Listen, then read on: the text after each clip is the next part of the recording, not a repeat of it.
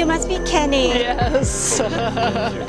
Thank you very much today for agreeing to host me in No this worries, tour. yeah. Yes, I have heard so much about the tropical spice garden, but what I'm starting to see is like it's much more than just spices here. Yeah. Can you give us a little bit of a background about this place? We first opened the doors to the public in November 2003, and we lie in a sort of like a bowl-like amphitheater almost, you know. So and it's like a natural formed valley, and that was the terracing that was done previously because we are resting in an old rubber estate, an abandoned rubber estate. And so we kind of reactivated the land, so to speak. It took about 1.5 years to plant up. Lim In Chong, better known as Inch, he was the landscape designer behind the project. Okay. And you know, his design concept was to leave everything intact as much as possible. So apart from maybe about 40 rubber trees that were cleared out, every other tree in this secondary rainforest was left as is. Okay. And the boulders and the contours of the land, everything was left as is. Yeah. And then we planted around all of the existing flora. And the theme we picked up on was spices, because Penang has a spice trade in history. We are a spice growing island at one point. You know, and there's a very interesting history surrounding that. We were on the spice trail, that exotic spice trail that people talk about. It's very romantic, and that story needed to be told. With spices being such a broad theme, you know, it's not just the historical aspect of it, but its uses, its medicinal uses and aromatherapy, and you know, so there's so many different things that could have been explored through it. Yeah. But as you said, you know, although the Spice Garden's overarching theme is spices, because of this beautiful natural environment we find ourselves in, it grew to be more than just that. It's a spice garden within a rainforest almost. Okay, Yeah, yes. something like that, yeah. Because I don't cook, so I don't have a very deep appreciation for spices. So all my eyes are drawn to is just the kind of the forest and the beautiful palms and so many species of plants that you have all around. Yeah. And it kind of looks like I'm in a forest actually. I'm really excited to get started on the tour. Kenny, you wanted to say something? Yeah, I think Inch's theme was to leave as many of the natural foliage intact as possible, and the other main theme that he kind of designed the garden is flowing water. So wherever you walk in the garden, you can hear the sound of flowing water. So with that sound, it gives you a sense of tranquility, peace, and calm and peace. Yeah. I love the sound of flowing water because my husband, who's today filming us, thank you very much, he doesn't want me to have any water feature in the garden. So maybe hopefully this will convince him to a very good thing. Yeah, it's good feng shui. So in the early days we used to tell that story. It's good feng shui, you know, like the mountains, flowing water to the sea. So yeah. Oh, hello. Your daughter's here. Yeah, come on, Leia. Oh wait, let's talk about this huge palm. I'm really intrigued. It looks like it's This is the variegated Serdang palm. It's a local species. Okay. Yeah, and it's an understory palm. It's a singular understory palm. Yeah. Unlike the Licuala over here, Licuala spinosa, this one. Yes. Yeah, Licuala growth habits a bit different from the Serdang palm. This is a clumping palm. Yeah. And it's called spinosa because it's spiny all along the stem here. Yeah. I'm very glad because I think I have this at home and I have no idea what it was. Now you have just told me. It's kind of like down palas as well, you know, where the leaves are used to wrap food. Oh, okay. So it's something that's quite common, you would say? It's very common within Malaysian rainforests, understory palm. Okay. Yeah. Whereas this one, would you say it's difficult? This is more exotic. This is definitely more exotic. Yeah. No wonder my eye was drawn to it. Yeah. Pity the leaves are so high up, I can't see the variegation. With the variegation also, No, the variegation is only on the stem, not on the leaves. Oh, okay. Yeah, if you come over here, you can see more clearly. It's not on the leaves. Okay. And this area in the valley, we've grown a lot of all the tree fern as well. Oh, nice. Yes. and it loves this environment. Tree fern can't really stand too much intense sun. You see, wherever you see they grow happily, it's the right environment. Yeah. And sometimes they also self-propagate because of the spores, right? So they pop up in areas that, that's really suitable for them. So we just let them grow. And they're beautiful. The tree ferns are beautiful. Yeah. Do you find that they need a lot of water? Yeah, it's also a very peculiar way of watering. A lot of plants you water the ground, Yeah. and you water the leaves. This one you have to water the trunk, because trunk. all the rooting system is all there on the trunk. Yes. Yeah, so when you water the The trunk. trunk. Okay, that's a very good tip. Over here, there are more exotic palms. Oh my God. I felt like I'm at Jurassic Park Yeah. or something. It's Everything. This is also a licuala, right here in the middle, and then behind it, as you can see, 1, 2. Yeah, that's the unusual. Yeah, those are the Maroyas, the swamp palm Oh. from Madagascar. Okay. Yes, those are really prized possession. Swamp palm or shuttlecock palm, because the fronds, they look Yes. like shuttlecocks. Indeed, they Yeah. really look like shuttlecock. Yeah, Okay. and then Keridoxa from Thailand. I yeah. won't even try repeat that. Keridoxa. Keridoxa. Yeah. Licuala Keridoxa. Okay. No, this is not Licuala. It's not. This is Keridoxa. The genus name is Keridoxa. Okay. Yeah, Oh, different from Licuala. different from Licuala. Yeah. You're learning something new too. So looks so similar. I know, right? I thought they were the same. and then of course Johannesteijsmannia. yeah. Yeah, this is Magnifica. This is the silver joy palm. Yes. Yeah. They are also quite rare now. Yes, they are very rare. In fact, they are only found in Peninsula, a bit of southern Thailand, and then very small part in main Java Island. Oh, Yeah, I see. yeah. Okay. Like here, because they're mature enough, some of them are already fruiting. Okay. So we do collect the Harvest the seeds and germinate the seeds, but they take a long time to germinate the seeds. How long do they take? Wow, to germinate? sometimes even up to a year. Oh my Yeah, goodness. just sitting in the pot for the longest time, and then suddenly, simply because we don't get so much sunlight in the garden, so we have to be very selective in what we grow on the ground. Yeah. Especially under the canopy. So we grow a lot of calatheas, and they're happy. You can see that they are almost everywhere, and even in some areas we don't physically plant them ourselves, but they kind of pop grow up. and they pop up on their own. Yeah. Yeah, because calathea, a lot of home gardeners, they struggle. They tend to get burnt leaves. Yes. Ah, this is lovely. This is lutea or cigar calathea. This one is the lutea. I Yeah. think this one is the something else. I can't remember. Protolifera, centipede calathea. This is definitely shade loving. Yeah, I like this very prominent. Yeah. Oh, thing. sorry. Here it is. Ah, yeah, there it is. We called it the caterpillar Yeah. bract. Or rattlesnake, right? Rattlesnake, caterpillar. Ah, Yeah. What animal does that look like? Does it look like something? Scorpion. yeah. Looks That's the brag. The actual flower, these little ones, little small structures here. That catched my eye, Kenny. Yeah, this is also a Licuala orbicularis.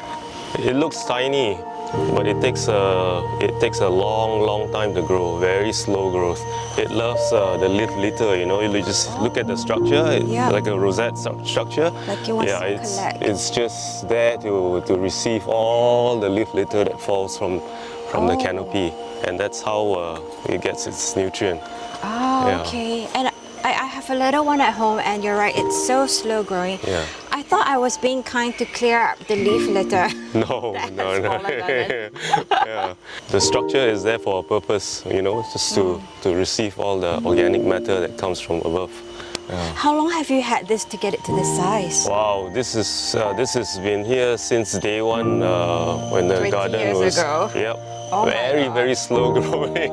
I'm still alive by the time Yeah, I but it's beautiful. It's lovely. Okay. And then we have the signboard of the Fishtail fishtail palm. palm here, Coyota. Yeah.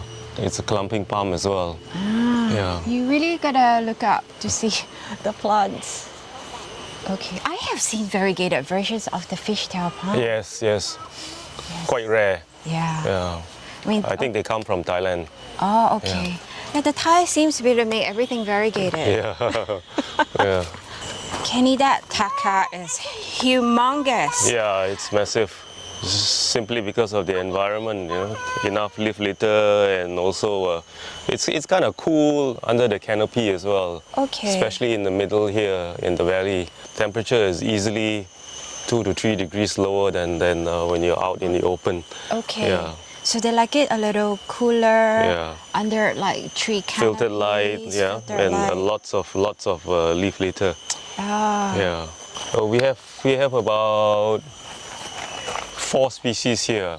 I think, yeah, we have the Integrifolia, the Nivea, which is completely white. The inflorescence, the entire inflorescence is completely white. Oh. And then the Chantieri, which is smaller in size, Yeah. and smaller flowers as well. Okay. And then the other one, this always catches my tongue, Leonto peloides or something. Yeah, something like that. Which tuber is edible. They grow naturally in Papua New Guinea, and the Papua New Guineans do eat the tuber. Okay. Yeah, but the other species like Integrifolia and the rest, I don't think they are edible. Okay. Yeah. So after they flower, would they flower again, or that's it? Yes, they will continue to flower. Yeah, they will keep on flowering. Okay. Yeah, we've collected many seeds before, and we've tried to germinate them, and they have proved to be quite unsuccessful for some reason. Okay. Yeah, but then strangely, within the garden, they just pop up everywhere.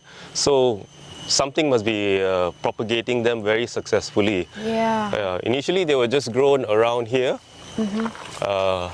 in this understory area. Yes. But now they are all over the garden. Like in other parts of the garden. Other parts of the garden, yeah. Wow. Yeah. They are kind of like, they look kind of out of this world. Yeah, they look like a bat in flight. Yes. It was my wedding bouquet. I used it as my wedding bouquet. Wow.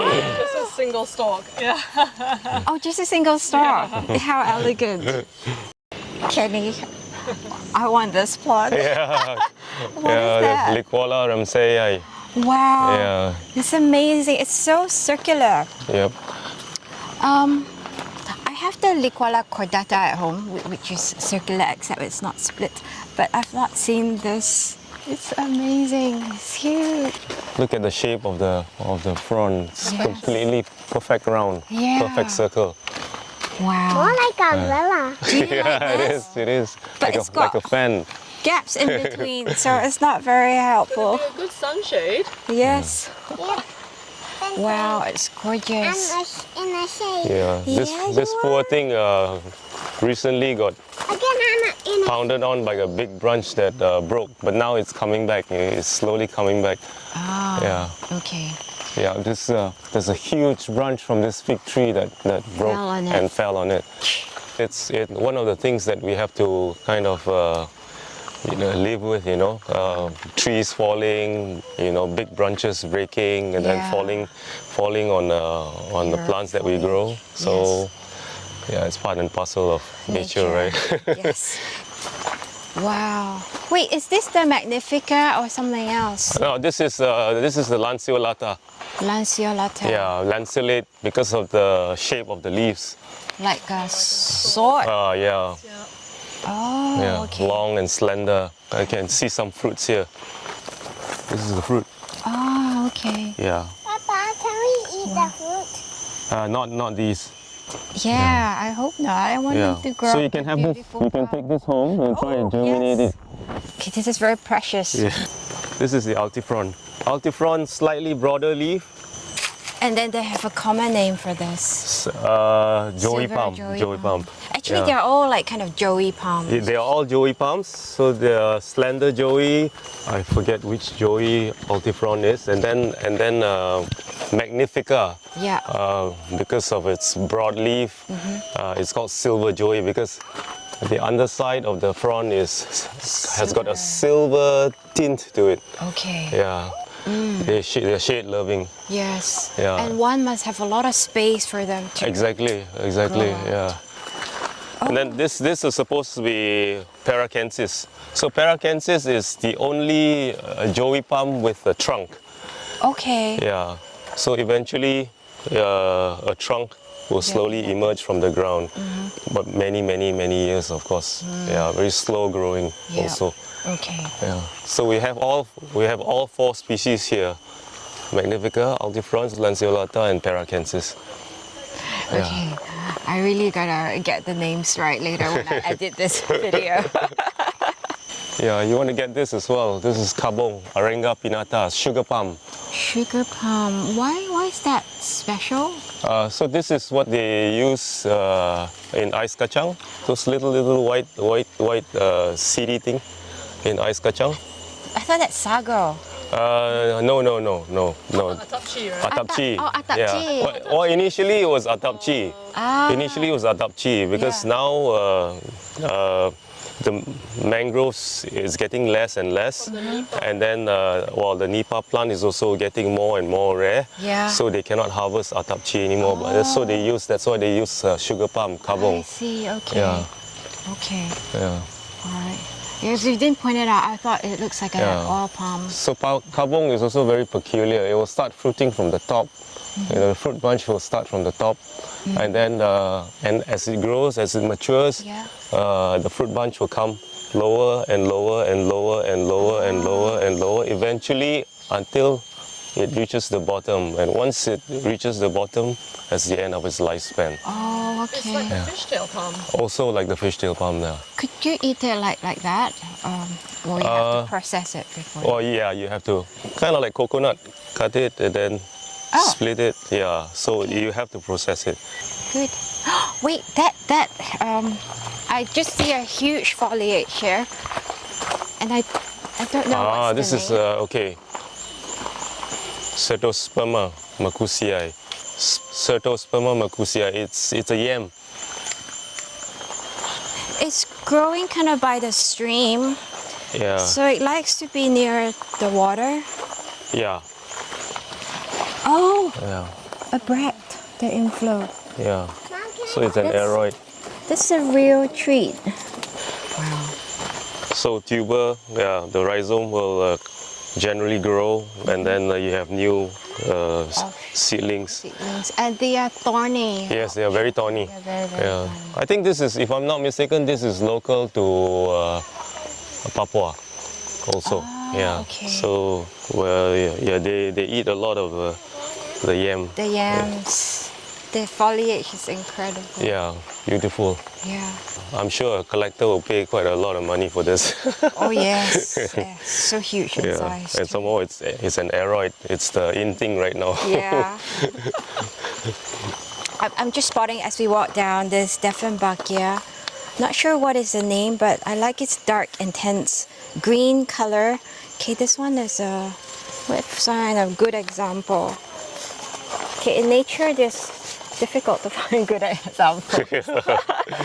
Yeah, this one, this like lime green against dark green. Dark green, yeah. Okay. Some you can see it's a bit lighter lime green shade, almost white. Yeah. And they're very hardy. I realize like when they fall down, they just continue growing by themselves. Yeah. They can be quite weedy. Oh. Yeah. I'll be happy to help you to do some clearing. weeding. Then you can have them. You can take them home. Yeah, I might get that little thing that's fallen off. They too tend to take over quite an area. Okay. Once they start propagating on their own. Yeah. But they make very good, I think, hardy plants for gardeners who are looking for easy plants. Dieffenbachia, because you say they grow like a weed. So Yeah, sound they like do. they don't need any care. Yeah, you can see right here. See, Yes. there's a different variegation. Yeah, yes. And then there's another one there as well, slightly different variegation again. Yeah, so too many variation for me to remember all the names. Yes. Hello, Leah. Hello. You look like you're having fun. I am. Oh, this is nice. Wow, what a view. Do you want Papa to push you? No. Yeah, another one of the things that I love in the rainforest is the lianas. You know, the lianas are the super highways for the mammals to get from like one tree to another to You're talking about foliage this? and look for food. Yeah. Ah, The woody climbers, the lianas. It's a stem. it's a you know. stem. It's a stem that creeps and keeps going and going up and up and up and up to look for sunlight. So as they mature, they become more and more woody. So they will look for other things to also climb on. Yeah. They will have to hang on to another tree. Okay. And just keep going up to look for sunlight. Yeah, it looks like a organic sculpture in the forest. Yeah. They are the highway for the mammals. Oh, okay. Like kind of what Tarzan swings on. Yeah, so we have more spatifilums here. Yeah. So I think this variety is called the sensation, spatifilum Oh, sensation. sensation. Yeah. Okay. I can remember that. Okay, this is another Licuala, but I'm not sure which species this is. Is this the grand? No, is it the Sorry. Grandes? This one. I know if they're a little ruffled, they are the Grandes. I'm not sure about this. Could be. See, the leaves are a bit ruffled. Yes. Yeah, the new ones are okay. I mean, the new fronds are okay. Then, as they mature, they become more ruffled. Yeah. I see it used a lot in landscaping, Yeah. in projects. Oh, is that Homanomilla? Yes, I believe it is. Yeah. Okay. So you always had a love for plants, Kenny? Oh yes. Yeah. When did it start? It started many years back. I was a process engineer in a factory, and I told myself, I had enough of the factory environment, so I quit my job. And then, fortunately, I managed to find something plant related, and I started work with tropical fruit farm. Okay. Yeah. So from tropical fruit farm, I was there for maybe around 6 or 7 years, and then I came to the spice garden. And then you discovered this paradise that Yeah. you could manage. Yeah, because it was at tropical fruit farm that I learned about fruits and fruit trees. Yeah. But when I came to the spice garden, the entire flora completely just blew me away. Yes. Yeah, because from only fruits, and suddenly I'm exposed to like herbs, spices, ornamentals, and Palm. native trees and palms, and just The forest, basically. yeah, just a different plant world altogether. So yeah, I'm quite appreciative of the opportunity to be able to learn on the job. This is kind of inspiring for those who are sick of your very dry engineering Yeah, jobs. yeah. You could just manage and run the forest instead. Yeah. Oh, what is this? It says silent stones. Yeah. So you're meant to sit here and be silent? Meditative, yes. Oh, I'll try it. Oh, I can feel like sound of water. You just need a fan here, maybe. We always encourage people to look up. So we have a little children's booklet, and we have a list of 30 things to do on that booklet, and it'll be simple things like lie on the ground and look up. Oh. Look at the silhouettes, against the sky, and just little things. So it's basically, getting the kids to engage their five senses. We always just tend to look here, but in the forest you've got to look up because there's all sorts of things happening on tree branches. You may be seeing you know, a flying lemur somewhere because they're nocturnal. So the Yeah. daytime they're very still on the trees. Okay. And the monkeys are up, the birds are out, and the silhouettes and the shapes, the color. Yes. There's so much happening, you know. Yeah, So- especially when it's such a mature place. A lot of things is up that you gotta look up. Yeah. Wow. Yesterday I was at a kopi hutan, and then as I was drinking my coffee, I felt things dropped at me. Yeah. Then I realized there's a squirrel out there, and then chucking Chucking things, yeah. And one landed really hard on my tummy and my back, and luckily not on my head. Yeah, we have like, you know, monkey peeing on us and all things happening, so it's all fun and games. Yikes. So we've come to the bamboo garden. One of the highlights around the bamboo garden is the black bamboo. Oh yeah, stems are completely black. They originate from China? No, I believe these are from Indonesia.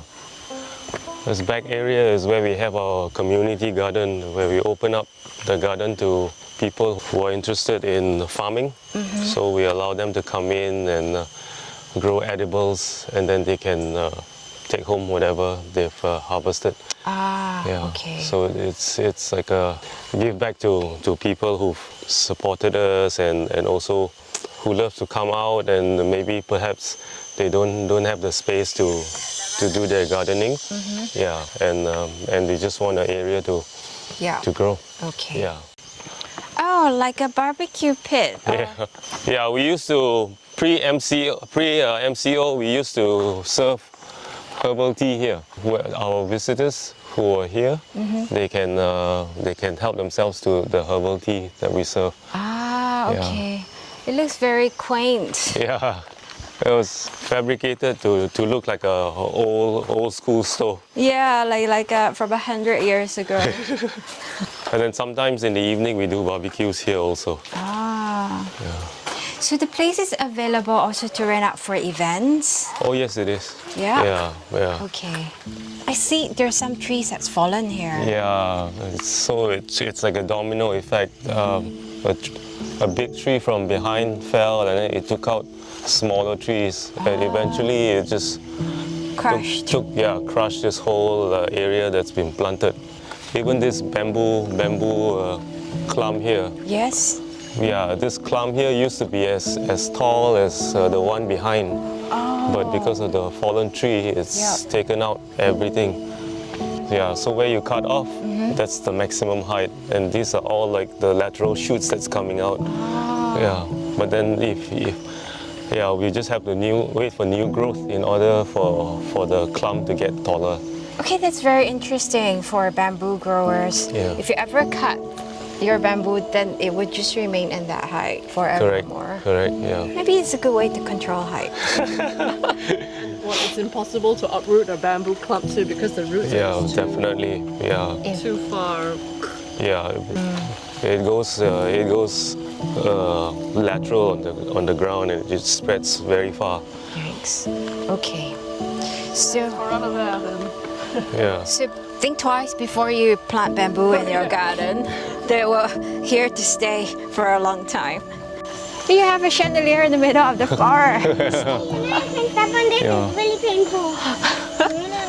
Yeah, actually that was used to hang the air plant tillandsias. Ah, you need more. Yeah, we definitely need more tillandsias.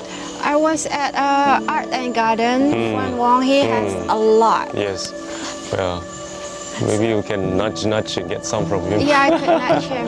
So if you're watching, do give some. This chandelier needs some tillandsia. Yeah, Juan is also a very good friend, and he's been quite supportive of us also. Oh, good. Good. We'll make sure he'll be watching this video.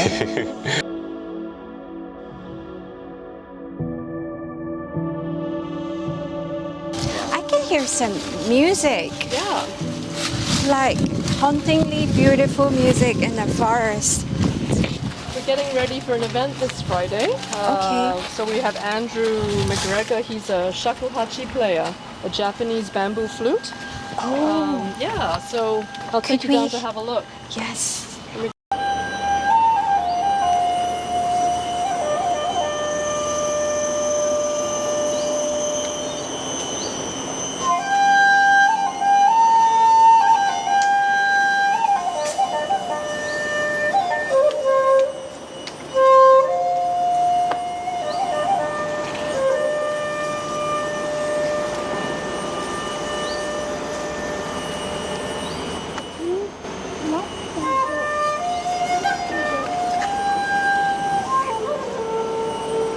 So thank you so much, Catherine, for No this problem. tour. Yeah. And also Kenny, I think he's feeling tired. Yes, a little bit.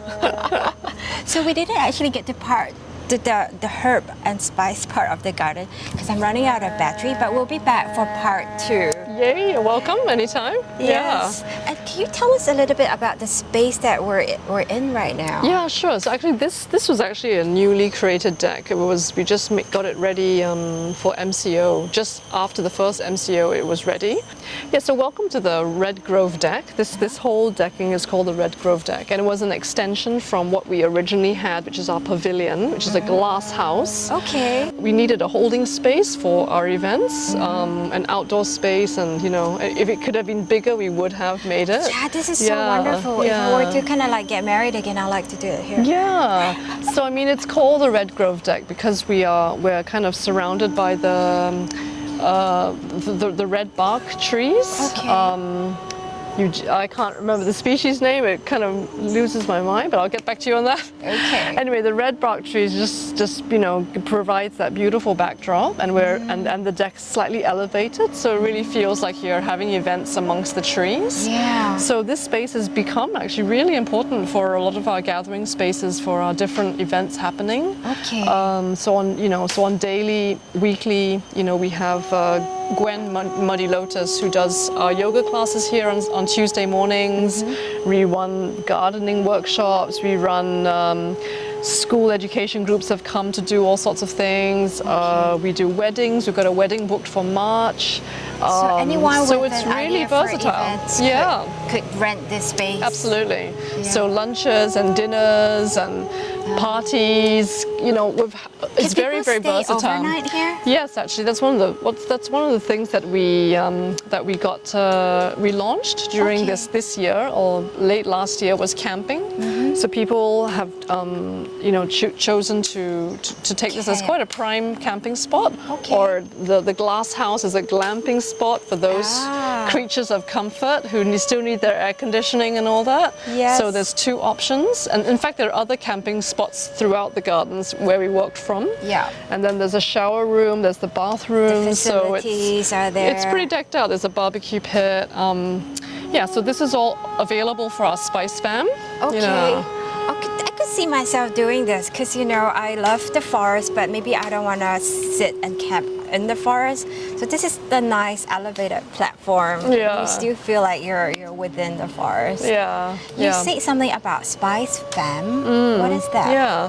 Well, SpiceFam is our subscription-based community-powered membership that was birthed again during this pandemic season, and it was a way to allow the community to feel like they're a part of the spice gardens in a more meaningful way. Okay. So rather than just visit the gardens, take a walk around, go home, bye-bye, you actually, for a mere 25 ringgit a month, you can come in free. That's about $5 or $6 a month. Yeah. US, yep. So that so for that amount of money, you can come in free every day if you want. And we are running and curating a whole load of different experiences, events throughout the month. So that's what's keeping our very small team busy at the moment. It's about trying to curate different experiences. Yes. So that lovely shakuhachi you can hear in the background. Yes.